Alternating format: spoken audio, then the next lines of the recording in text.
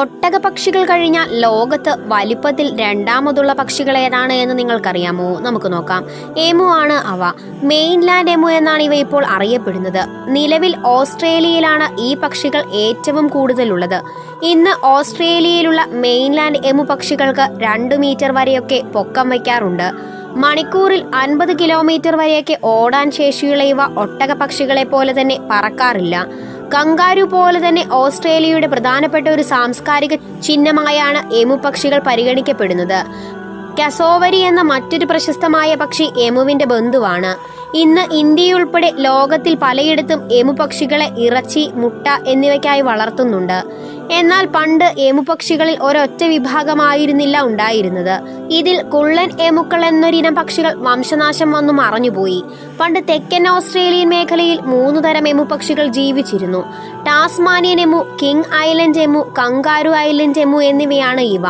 എന്നാൽ ഒരു ഹിമയുഗ കാലഘട്ടത്തിൽ കടൽ ജലനിരപ്പ് ഉയർന്നതിനാൽ ദ്വീപുകളുടെ വിസ്തീർണം കുറയുകയും തൽഫലമായി ഇൻസുലർ ഡ്വാർഫിസം എന്നറിയപ്പെടുന്ന പരിണാമ പ്രക്രിയയാൽ ഇവയുടെ ശരീരം 44% ചെറുതാവുകയും ചെയ്തു.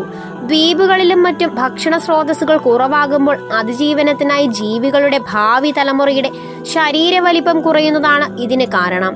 ഇങ്ങനെയാണ് കുള്ളൻ എമുക്കളുടെ ഉത്ഭവം.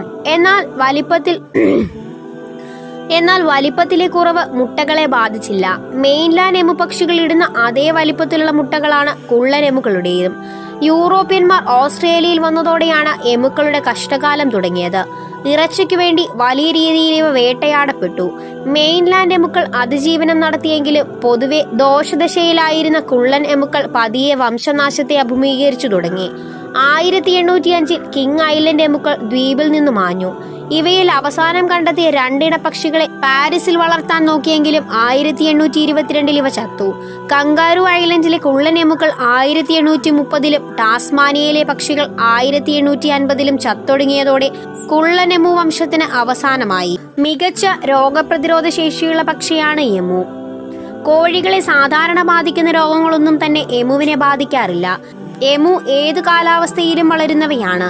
0 ഡിഗ്രി സെൽഷ്യസ് തണുപ്പിലും 52 ഡിഗ്രി സെൽഷ്യസ് ചൂടിലും എമു വളരും. മിശ്രഭോജിയായ എമു ഇലകൾ, പച്ചക്കറി അവശിഷ്ടങ്ങൾ, പഴങ്ങൾ, ചെറുപ്രാണികൾ, പുഴുക്കൾ എന്നിവയെല്ലാം ഭക്ഷിക്കും. ആക്രമണ സ്വഭാവം വളരെ കുറവാണ് ഇവയ്ക്ക്.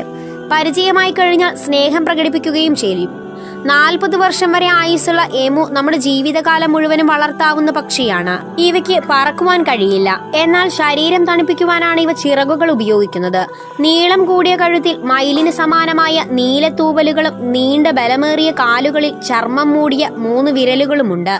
മണിക്കൂറിൽ 50 കിലോമീറ്റർ വേഗത്തിലോടുന്ന ഇവയുടെ ഓരോ കുതിപ്പിനും 9 അടി അകലമുണ്ട്. ദീർഘദൂരം നീന്തുവാൻ കഴിവുള്ളവരാണ് എമു പക്ഷികൾ. പെൺപക്ഷികൾക്ക് ആണിനേക്കാൾ വലിപ്പമുണ്ട്. വർഷത്തിൽ 20 മുതൽ 50 മുട്ട വരെ ഇവയിടും. മുട്ടയ്ക്ക് 1/2 കിലോഗ്രാം വരെ തൂക്കമുണ്ടാവും. എമു പക്ഷികളുടെ മുട്ടയ്ക്ക് പച്ച നിറമാണുള്ളത്.